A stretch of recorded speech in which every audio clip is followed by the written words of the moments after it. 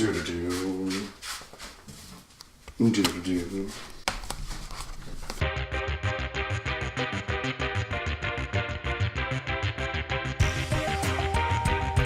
Joe, we're back. We're back with another episode. This week we are doing Bumblebee.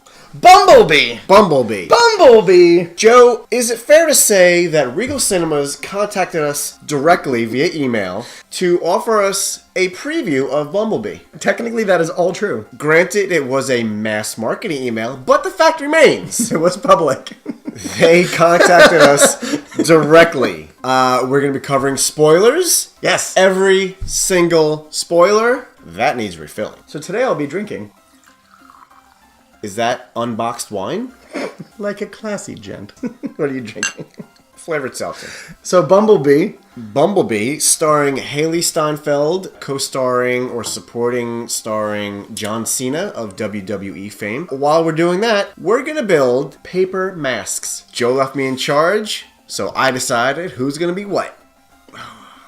I am going to be an awesome fox. What does the fox say? There it is. And for Joe, Joe's going to be a pink bunny.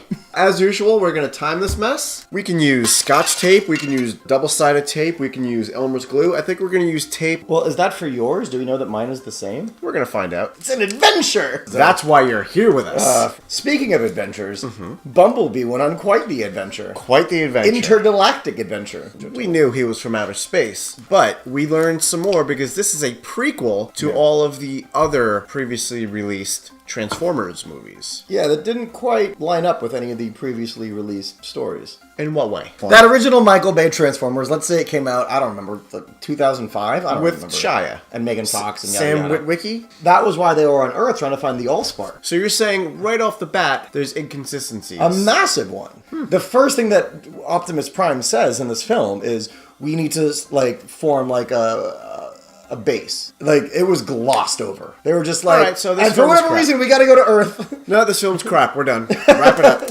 Oh my god. I don't know what is happening in your book. This is going to be awesome. They're numbered, and I'm already up to 55. So it sits Oh no! Mine goes up to 107. Oh, we're back to valley folds and mountain folds. I'm getting flashbacks to our origami episode.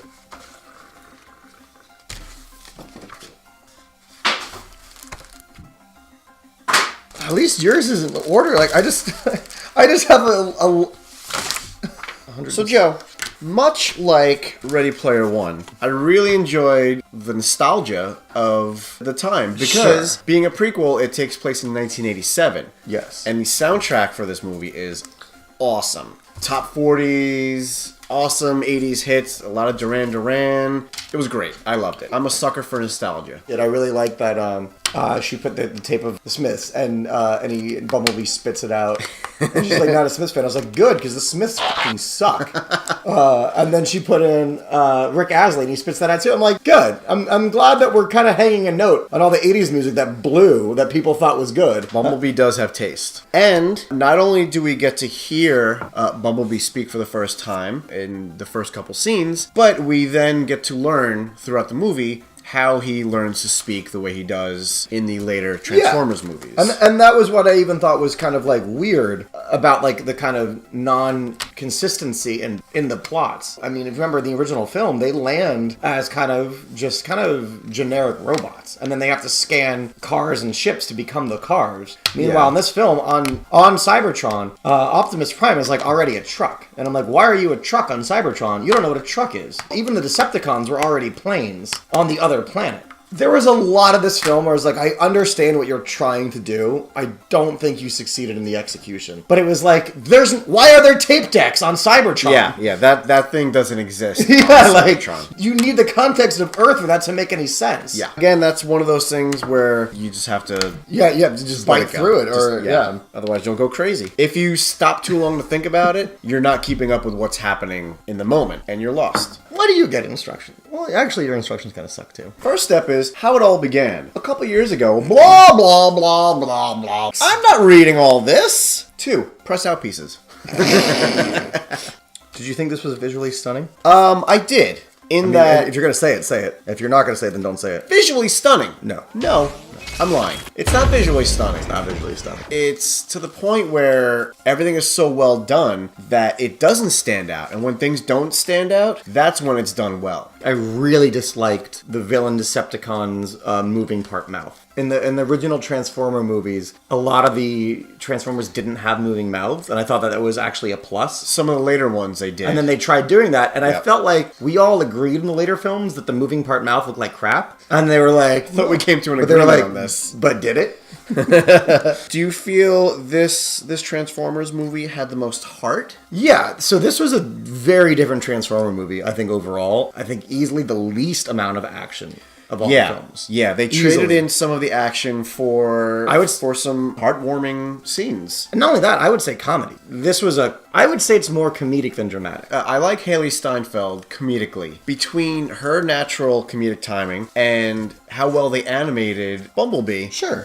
I think they played well together. Let's talk about the one thing that punched me in the face the instant the movie started, and then was confirmed about 12 minutes later when they got to Earth. Everybody spoke English. So, and again, this goes back to what they solved in the original Transformers movie. The Transformers that hadn't gotten to Earth speak in a very weird computer language. And it has to be translated on screen. They're like, right. And it translates, sure. And it translates. Okay. And then when Optimus Prime gets to Earth, Sam Witwicky even goes, you know English, and he goes, we've been studying you on the World Wide Web. They make a joke about it. But in 1987... But that's later on. Right. So in 1987... They're speaking English right off the bat. Yeah. Bumblebee warns John Cena. That's a bad guy coming at us. In perfect English. I agree. I think that this film had the actual sci-fi of the film was less sci-fi than the original film. And I was actually pretty pissed off about that. Clearly, as was I. Yeah, and these things usually don't bother me. And I'm glad I've gotten you to that point. These things are bothering you. So, you want to talk about what we've already discussed as our favorite scene? So, John Cena plays this like a military agent, just for lack of a better discussion. There's a scene where they've got Bumblebee in this bunker, and the kids go to rescue him, and all of a sudden John Cena and the troops are they show up to a military facility, their own military facility. Yes, and he goes, "There's a door in my way. Get rid of it." And it's and they put explosives on it and blow it up, and it's their door. It was really funny. I literally leaned over to Nick. I'm like, why don't they just open it? I mean, it literally would have taken 60 seconds for any one of those subordinates to walk around, go through a door, hit a button to open the garage. That wasn't even this is bad writing. It was we just wanted to blow up a door. We didn't care the reason. This is what happened. This is wasteful government spending in action. I don't even know what I'm doing. I'm just kind of just taping numbers together. I'm going to see where it takes me. Hey, Joe. I mean, I'm getting to it, buddy, knows. I mean, I'm getting there. Maybe it's the fact that I'm being... Oh, no. I've ruined it already. I win! The original Transformers movie. Would you say that there was a character maybe that was over-sexualized? I mean, obviously. Megan Fox's character. Yeah. Welcome to the movie industry. Yeah. Did you notice there were two over-sexualized characters in this film? The brother. And the mom. The brother and the stepdad. Yeah. There were two characters you saw take their shirts off. What was it? Memo took his shirt off? Oh, and the guy, the diving guy. So who was over-sexualized? The men. Yeah. Who was under-sexualized? I mean, I wouldn't say under-sexualized, meaning they needed to sexualize them more, but they didn't sexualize women. I did notice what I would call the conscious juxtaposition of, rather than sexualizing the female star, they sexualized the male stars. Yeah, 2018, bro. Flipping the script. Yeah. And we both agree that she looks like Rashida Jones. I mean, I've never thought that in the past, but I see a passing similarity, maybe? You're picking up what I'm putting down. If you found out they were cousins, would you be surprised? Probably.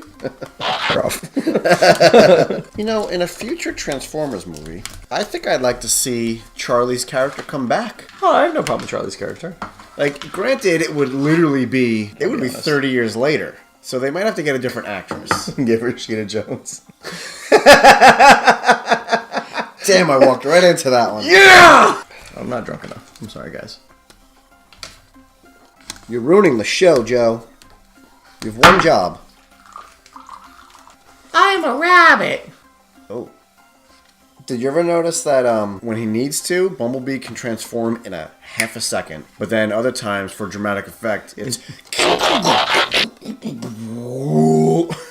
I'm like, come on. And I'll be honest, I hated that he was B-127 because he's Bumblebee.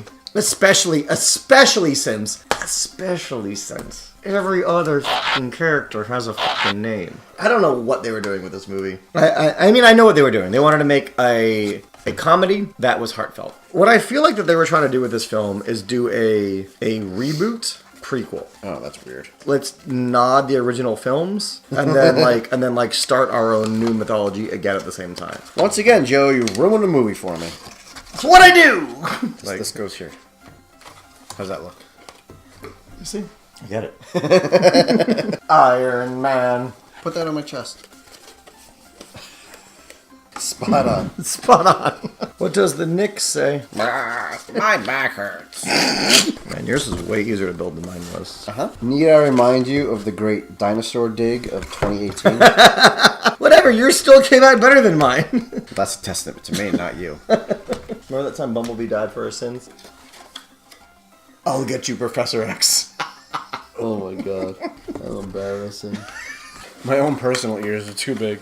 This is what Iron Man looks like after Thanos defeats him. You know what Iron Man looks like when he's doing some weird kinky shit with Penny. Fuck yeah. What's her name? Pepper. Pepper? Petting. Heavy petting with Pepper. I will say my Fox booklet was put together way better than your just pieces in a box. This has been very complicated. Mine was designed by Wintercroft. Thumbs up to Wintercroft. I'll give them that. What if they just keep making prequels? They just do everything in reverse chronological order. Like, next movie is Optimus Prime as a teenager. Teenage angst Optimus Prime. Yep. You can fix that. I did. Okay. You can't just stick these on there real quick somehow? No, I think I know how to do it. Ready? The ears. So I'm done. Look how yours is all like glossy and painted. Mine's like pink and white. Joe, what do you give this movie? Well, it's a little complicated, Nick.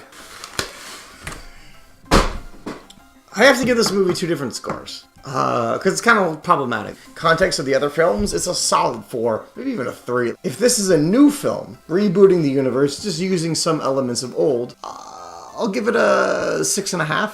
All right. I give it 53 foxtails out of 72 bunny ears. I'm pretty sure that's death. That's a lot of foxtails for a lot of bunnies. I just calls them as I sees them. I think that's going to do it, Joe. Alright, that's gonna do it. Like, subscribe, comment, ding the bell so you're notified when we create new content, and come back for our next hot mess.